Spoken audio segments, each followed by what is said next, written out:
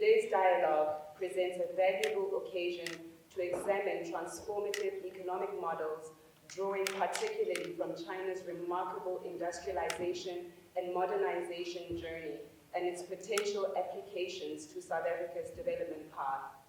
As the center of government and chief coordinators of government policy, we find ourselves at the heart of ongoing conversations about the profound challenges our country faces. We have been grappling intensively with questions of how to accelerate economic growth, reduce unemployment, tackle poverty, and build a more inclusive economy that serves all South Africans. In recognition of the need to hear more diverse views and interface more directly with academics and other key stakeholders in the knowledge and research generation space, we have initiated brown bag lunch sessions hosted here at the Presidency. These conversations help us generate ideas around policy reform that is grounded in evidence and are used to enhance our executive support to decision-making.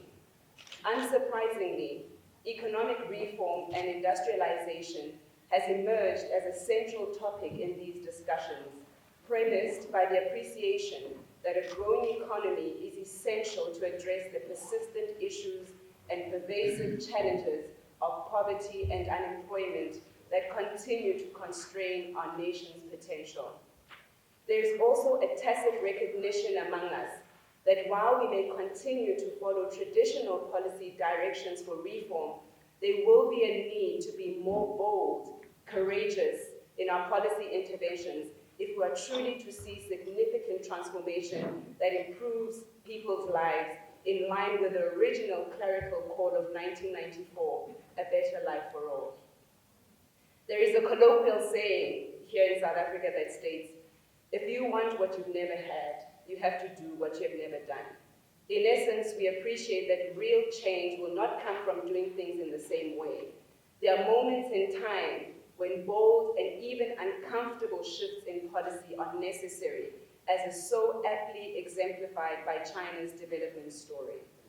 To this end, we have engaged robustly on several critical fronts: how we can better coordinate economic planning, how do we increase manufacturing of that which we consume and increase value add for that which we export. We are persuaded that through such measures, South Africa's economy will get to be more fully integrated into the global value chains. In this regard, we have been particularly captivated by the development state philosophy that has been espoused by the so-called Asian tigers, with China being a compelling case in point. There are many lessons for us to draw, key among which is the lesson on entering multilateral arrangements, especially in the global trading system. We learn from China's experience that if well-structured, entry into these multilateral arrangements can leapfrog one's development, but poorly coordinated and ill-structured entries can constrain the policy space. As we start our conversation today, let me start by providing you with a brief background on our journey, our policy framework, and some key questions we hope to have a further discussion on later today.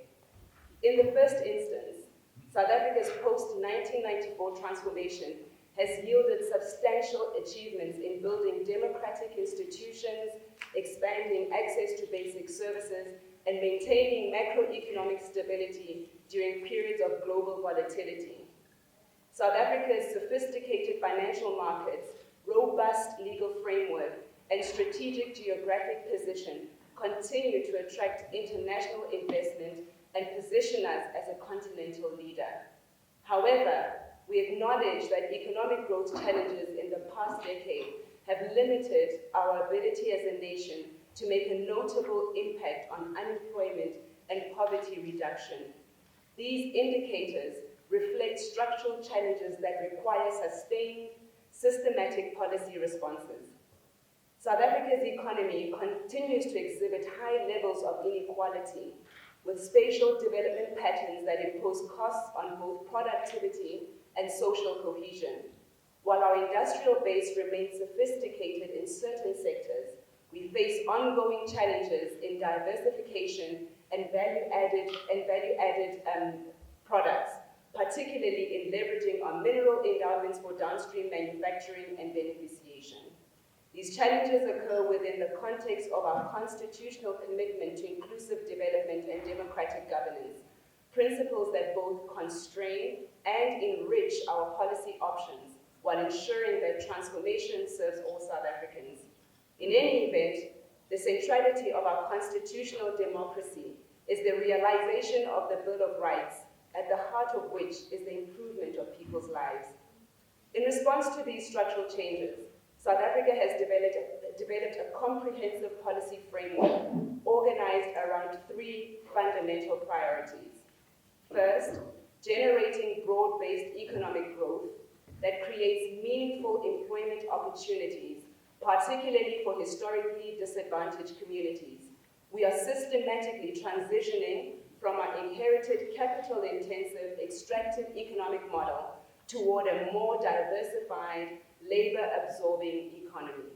Second, targeted poverty reduction with a focus on social security support and ensuring cost reduction of essential services, a challenge that China has also successfully addressed in its development journey. Third, building effective institutions capable of coordinating complex development processes while maintaining democratic accountability and ethical governance standards, recognizing that a sound and efficient bureaucracy that is alive to the imperatives of fulfilling the Bill of Rights is an essential foundation for building strong economies. We have undertaken significant policy reforms across multiple domains. We have restructured our trade policy framework to support domestic manufacturing while maintaining competitive export capabilities.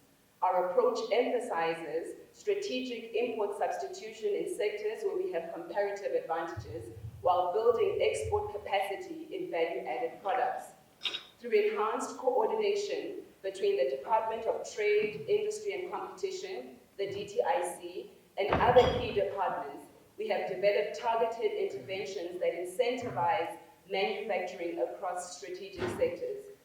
Our automated policies have evolved to support both traditional manufacturing and the transition to electronic vehicles, positioning South Africa as a regional hub for automotive production while building capabilities for future mobility technologies.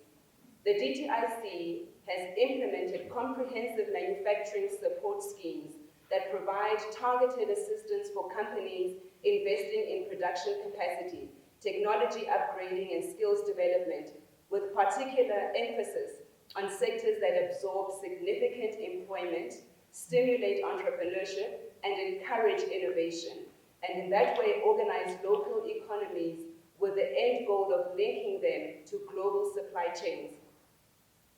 Our energy policies have broken generation monopolies while building renewable energy capabilities, with our renewable energy independent power producer program attracting substantial private investment while creating employment across manufacturing, construction, and operations. We are systematically modernizing government services and enhancing business competitiveness through digital infrastructure development, connecting rural communities to digital opportunities while supporting innovation in fintech, agri-tech that adapts to climate change, and health tech. To unlock economic growth by addressing bottlenecks in the economy, Operation Vulindlela has implemented strategic interventions in key sectors, including energy, water, transport, and visa regime reform. This coordinated approach has achieved significant progress in removing structural constraints that have historically limited our economic potential, demonstrating our commitment to systematic reform implementation. From a policy coordination perspective, as a policy unit, we recognize that there has been substantial work done in South Africa's development efforts, but we are really eager to learn from China's experience in implementing developmental state approaches within our own democratic context. This is why China's story is instructive. The infrastructure-led development, the strategic use of state-owned entities, the integrated poverty reduction strategy, and robust industrial policy reforms offer very valuable lessons that can be useful learnings as we move forward. This collaboration also represents for us an opportunity to advance our understanding of development pathways while maintaining our institutional identity and values. We remain committed to our democratic principles, constitutional framework, and inclusive approach to transformation. China's achievement in lifting hundreds of millions from poverty while building a modern economy offers insights that can inform our continued efforts to build an economy that serves all citizens, reduces poverty and inequality, and creates opportunities for current and future generations. Today's discussion initiates what we hope will be a sustained academic and policy partnership in development learning and foster program exchanges for mutual learning. We look forward to learning from you and with you. Together, we can shape development strategies that work for different political systems and middle-income countries like ourselves in a practical, inclusive manner rooted in our own realities. Thank you.